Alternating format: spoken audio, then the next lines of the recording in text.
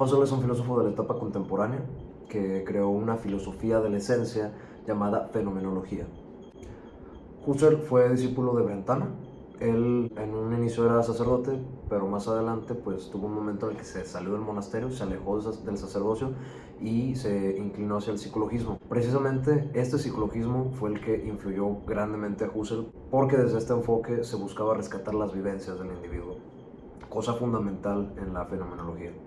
Ahora bien, ya introduciéndonos un poquito más en el tema, cuando nosotros hablamos de conocimiento, nos imaginamos a un sujeto frente a un objeto, como si estuvieran desnudos, sin nada, sin ningún obstáculo, nada que les estorbe. Obviamente sabemos que la realidad es mucho más compleja, que no son tan bonitas las cosas ni tan sencillas. Tenemos esta concepción un poquito inocente de cómo supuestamente sucede el conocimiento, ¿no? Sin embargo, lo que el sujeto puede ver del objeto es realmente el fenómeno, que no es el objeto, sino lo que aparece frente a mí.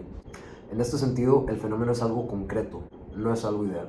Pero eso tampoco significa que las cosas son lo que percibimos de ellas.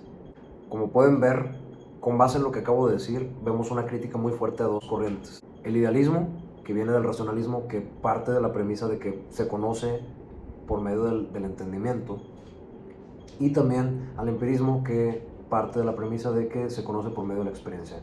Ahora, hay que dejar algo bien claro, este es un cuestionamiento, no es que los esté desacreditando, sino que los está poniendo en duda, que es algo que vamos a ver muy recurrente en su método. Poner en duda las cosas que creemos saber. Como ya les dije anteriormente, del fenómeno no podemos hablar de forma abstracta porque es concreto. Sin embargo, del objeto sí podremos hacerlo de forma abstracta porque ni siquiera sabemos qué es. Entonces, probablemente sea la única forma de la cual nos podemos referir a él. La fenomenología es una metodología, no una facultad. ¿A qué me refiero con esto?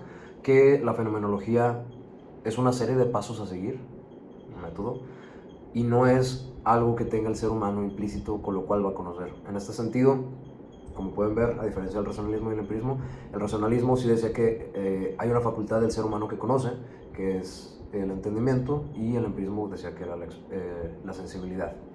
En este caso, la fenomenología no es una facultad nueva que nos vaya a ayudar a conocer el mundo. El método fenomenológico, con base en esa crítica al racionalismo y al empirismo, la fenomenología plantea una nueva forma de conocimiento, una facultad de conocimiento, vaya, que es la intuición. No es que la haya creado, sino que la plantea como una forma de conocer la realidad.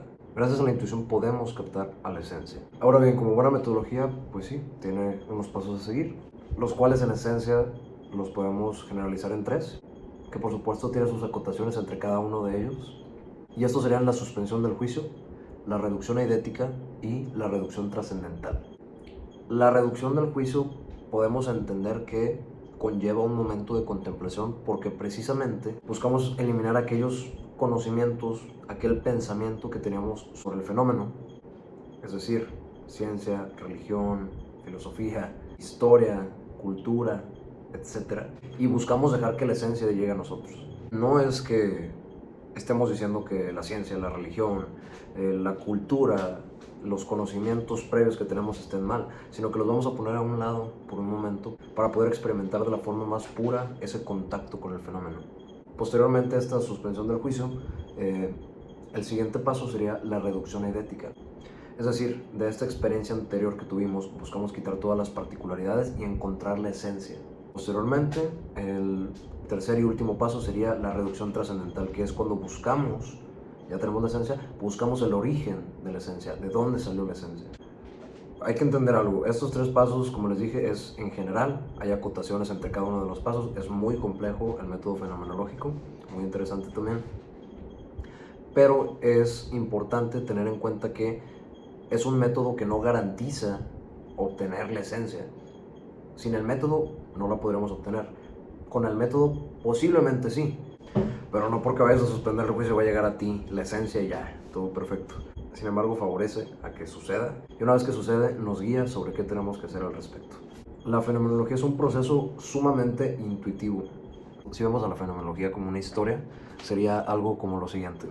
Está el fenómeno, me detengo, tengo mucha curiosidad, voluntad y conciencia, descarto todo lo que sé del hecho, fenómeno u objeto, suspendo el juicio, tengo la intención de llegar a la esencia, ahí comienza la reducción eidética.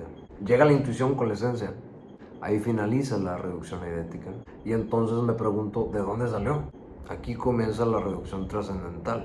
Buscando concluyes que la esencia no estaba en ti mismo, es decir, que es objetiva, que está afuera de mí, que existe independiente del sujeto que lo está viendo. Y ahí termina la reducción trascendental.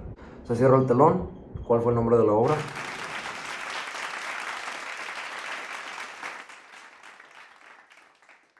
A mí me encanta cómo, a pesar de que ya se habían dado los grandes debates epistemológicos en los siglos anteriores, la discusión entre racionalistas, empiristas, idealistas, me vuela la cabeza cómo el conocimiento no tiene límite y sigue trascendiendo y sigue evolucionando y se va depurando y buscando nuevas formas de acceder a una universalidad y una forma más pura de conocer la realidad. Lo que a mí sí no me late nada es que, pues sí, el método no asegura nada.